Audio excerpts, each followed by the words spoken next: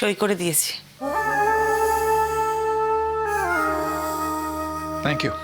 তার মানে এখন থেকে কোম্পানিটা আমাকে একাই চালাতে হবে, তাই তো?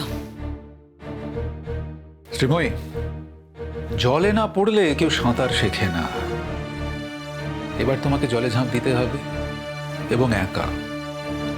ডুববে, ভাসবে, ভাসবে, ডুববে। তারপর দেখবে একদিন টুক করে সাঁতারটা শিখে গেছো। এবার থেকে যা যা ঝড়ঝাপটা আসবে, যা যা ক্রাইসিস আসবে, সব তোমাকেই সামলাতে হবে। দেখো, আমার যা অ্যাসিস্ট্যান্স দেবার আমি তোমাকে দিয়ে দিয়েছি। এরপর যদি তোমাকে হেল্প করি, তাহলে কিন্তু তুমি কাজটা শিখতে পারবে না। তোমার এই কোম্পানির উপর ওনারশিপটা তৈরি হওয়া খুব দরকার। আপনি তো আর সেই জন্য ছেড়ে গেলেন না। আমার মনে হয়েছে যে তোমার কোম্পানির সঙ্গে, তোমার ব্যক্তিগত জীবনের সঙ্গে আর আমার জড়িয়ে থাকা উচিত হবে না। আমি শুধু জানতে চাইছি যে কেন হঠাৎ আপনার এরকম মনে হলো? আমি না এতদিনে বুঝতে পেরেছি যে তোমার ক্ষেত্রে আমি খুব বড় বোকামি করে ফেলেছি। ওই যে বললাম, অনিন্দই তোমার মুক্তি আর অনিন্দই তোমার বন্ধন। তার বাইরে না তুমি কিছুই বা কাউকেই ভাবো না। আমার সাথে তোমার যে সম্পর্কটা, তার মধ্যে ইনোভেশন ছিল, কিন্তু ওই অনিন্দই। মানে তুমি অ্যাকচুয়ালি ওকে প্রমাণ করতে গেছিলে যে হ্যাঁ অনিন্দ, তুমি হয়তো অন্যকে মন দিয়েছো, অন্য কারোর সাথে সংসার পেতেছো, আমি কিন্তু এসব ভাবিনি, আমি মহান। আর রোহিতদা is a friend, a good friend, but just a friend. বন্ধুর থেকে বেশি কিছু নয়। তুমি যেমনি একজনের সাথে সংসার পেতেছো, আমি কিন্তু রোহিতদার সাথে সংসার করার কথা মাথায়ও আনিনি। আর আমি কি বোকা বলো তো, কি বড় গর্ধব একটা। আমি তোমার মুখের কথায় বিশ্বাস করে গেছিলাম। আমি সত্যি ভেবেছিলাম যে তুমি তোমার জীবন থেকে, তোমার মন থেকে না অনিন্দ সেনগুপ্তকে মুছে ফেলতে চাও। তুমি তো নিজেই বলেছিলে আমি আমার জীবন থেকে অনিন্দ সেনগুপ্তকে মুছে ফেলেছি। বলনি তুমি? বলনি? ওই তোমাকে ২৬ বছর ধরে এত মানসিক নির্যাতন করেছে, এত অপমান করেছে, এত অত্যাচার করেছে, তার কিছুটা তো আমার চোখেই দেখা। আমি বিশ্বাস করে গেছিলাম, জানো। তারপর বুঝলাম না, এটা তুমি কোনোদিনই করতে পারবে না। এই জীবনে তুমি আর অন্য কারোর কথাই ভাবতে পারবে না। আসি। আজ একটু চাও খাবেন না? না। আপনি কিন্তু আমাকে আঘাত দিলেন রোহিতদা। জীবনে অনেক মানুষই আমাকে আঘাত দিয়েছে, আমি খান খান হয়ে গেছি, কিন্তু আবার যে করেই হোক আমি উঠে দাঁড়িয়েছি। কিন্তু আপনার এই আঘাতটা আমি কি করে সহ্য করবো আমি জানি না। আমার হাত পা অবশ হয়ে আসছে। আপনি আমাকে আশীর্বাদ করুন, আপনার এই আঘাতটা যেন আমি কাটিয়ে উঠতে পারি। ঈশ্বর যেন আমাকে সেই শক্তি দেন। আমার দুর্ভাগ্য জানেন তো, আমি কোনোদিনও নিজেকে বুঝতেই পারিনি।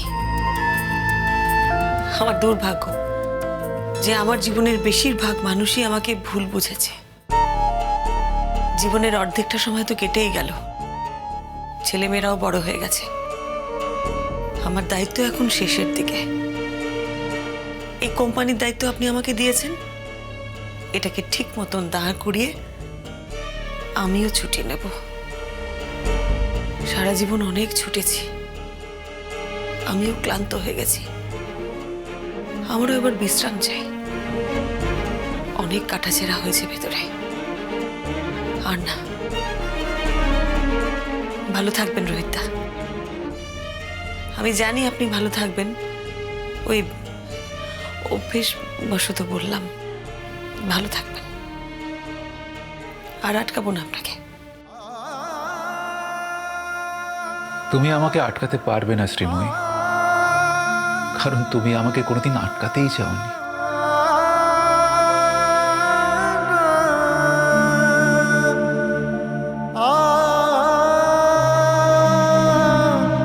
আসি।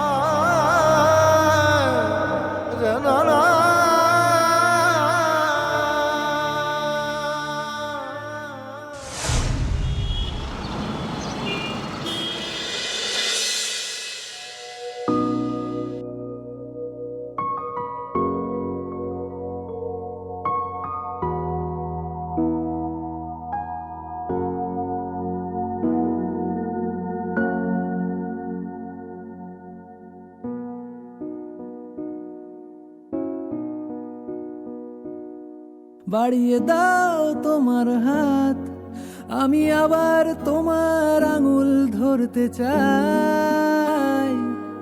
বাড়িয়ে দাও তোমার হাত, আমি আবার তোমার পাশেই হাঁটতে চাই। বাড়িয়ে দাও তোমার হাত, তোমার হাত। দিদি কোথায় গেল? একটু আগে তো এখানেই ছিল। মুখটা গম্ভীর করে কটকট করে হেঁটে চলে গেল। কেন? ডেকে নিয়ে এসো, বলো খাবার রেডি।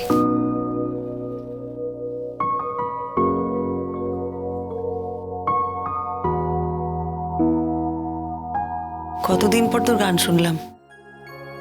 তুই তো আজকাল বাড়িতে গানই করিস না। না না মা, রিহার্সাল বেশি করে করছি, ওখানেই প্র্যাকটিস করে নি। আর সত্যি কথা বলতে কি, এই মুহূর্তে বাড়ির যা পরিবেশ, তাতে সত্যি আমার গান গাইতে ভালো লাগে না মা। গান তোর জীবন ডিঙ্কা। পরিবেশ যাই হোক না কেন, গান গাইলে তুই ভালো থাকবি, তোর মন ভালো থাকবে। নিজের লক্ষ্য থেকে কখনো সরে যাস না ডিঙ্কা। কি হয়েছে, ডাকছো? কি রে, এই মুখটা বাংলার পাঁচের মতো করে রেখেছিস কেন? আমাকে খারাপ দেখতে, তাই ওরম দেখতে লাগছে। কি কি রে, বললাম খাবার দিচ্ছি, তুই ঘরে চলে গেলি কেন? খেতে ইচ্ছে করছিল না, তাই জন্য। উমা, সে কি কথা দিঠি? তোমার জন্য আমি গরম গরম পরোটা করলাম, মুরগির মাংস করলাম। শুধু অন্য তাহলে করতে গেলাম কেন? খাবে না যখন? আমি কি তোমায় করতে বলেছি মিঠুদি? এ আবার কি কথা দিঠি? মিঠু তুই কষ্ট করে রান্না করেছি, তুই এভাবে বলছিস? কি হয়েছে? কিছু না মা। কিছু তো হয়েছে, বল কি হয়েছে? মা, আমি বলবো কি হয়েছে? আমি শিওর, জানো তো, কলেজে পড়া পারেনি, টিচার কান ধরে দাঁড় করিয়ে রেখেছিল। তো লজ্জা করে না কান ধরে দাঁড়াতে? সবসময় ইয়ার্কি করিস না ছোটদা ভাই, বলছি তো ভালো লাগছে না। আরে বাবা, কি হয়েছে বলবি তো? কিছু না। আরে দাঁড়া দিঠি, কি হয়েছেটা কি?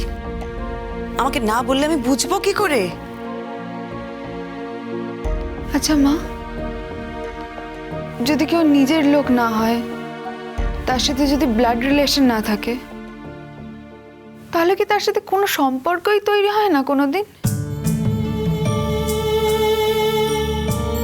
মানে? না না, তুই কি বলছিস? মানে যার সাথে তোর রক্তের সম্পর্ক নেই, এরম কারুর সাথে তুই সম্পর্ক স্থাপন করতে গিয়েছিলি, আর সে তোকে রিজেক্ট করে দিয়েছে, তাই তো? ছোটদা ভাই, সবসময় ইয়ার্কি করিস না, ভালো লাগছে না, বিশ্বাস কর। কি হয়েছে আমাকে খুলে বলতো? কার সাথে কি সম্পর্ক? আমি তো কিছু বুঝতেই পারছি না। রোহিত আঙ্কেলকে তো আমরা এত ভালোবাসি মা। আমি তো রোহিত আঙ্কেলকে আমার বাবার মতো দেখি, সেটা আমি রোহিত আঙ্কেলকে বলেও ছিলাম। যে মানুষটাকে আমরা এত ভরসা করি, সেই মানুষটা হঠাৎ এরকম বদলে গেল কি করে মা? বদলে যাবার কি আছে? রোহিত আঙ্কেল তো চলে যাবেন, ওনার সমস্ত কাজ উনি গুছোচ্ছেন, তাই উনি ব্যস্ত থাকেন, সেই জন্য আসতে পারেন না। আর তাছাড়া সব সময় যে উনি আমাদের সঙ্গে থাকবেন এমন তো কোনো কথা নেই না, আমাদের তো এটা মেনে নেওয়া উচিত। না মা, রোহিত আঙ্কেল সত্যিই বদলে গেছে। রোহিত আঙ্কেল আর এখানে আগের মতো আসা যাওয়া করে না। আমাদের সাথে ইন্টিমেট ব্যবহার করে ঠিকই, কিন্তু আমি বুঝতে পারি কোথাও একটা পার্থক্য আছে। সেটা কেন হচ্ছে আমি জানি না। তোমার সাথে কোনো ক্লাশ হতেই পারে, কিন্তু তার সাথে তো আমাদের মিলিয়ে ফেলার কোনো কারণ নেই, সেটা উচিতও নয়। উনি আমাদের প্রাণ দিয়ে ভালোবেসেছেন, এটা সত্যি কথা। সেরকম আমরাও তো ওনাকে প্রাণ দিয়ে ভালোবেসেছি, সেটা নিশ্চয়ই উনি মনে মনে জানেন। তাছাড়া দাদু ভাইও তো রোজ ফোন করে রোহিত আঙ্কেলকে। আসবেন আসবেন, উনি এর মধ্যেই আসবেন। ব্যস্ত আছেন তো, একটু সময় বার করে আসবেন। এই তো আমার সঙ্গে কদিন আগেই কথা হলো, উনি বললেন যে যাব তোমাদের বাড়িতে এর মধ্যে। আসলে কি বলতো দিঠি, আগে তো আমাদের বাড়িতে অনেক সমস্যা ছিল, রোহিত আঙ্কেলের রোজ রোজ আসার দরকার পড়তো। এখন তো আমরা নিজেদের মতন করে গুছিয়ে নিয়েছি, তাই এখন আর রোজ রোজ রোহিতদার আসার দরকার পড়ে না। রোহিত আঙ্কেলের মতন মানুষরা হচ্ছেন দেবদূতের মতন। কোথাও কোনো সমস্যা হলে সেখানে পৌঁছে যান, সমস্যার সমাধান হয়ে গেলে আবার সেখান থেকে দূরে চলে যান। রোহিত আঙ্কেলের মতন মানুষের কখনো কারো বন্ধু বা মামা কাকা জ্যাঠা এসব হয় না। এরা হচ্ছে ওই দূর আকাশের তারার মতো, সবকিছুর ঊর্ধ্বে।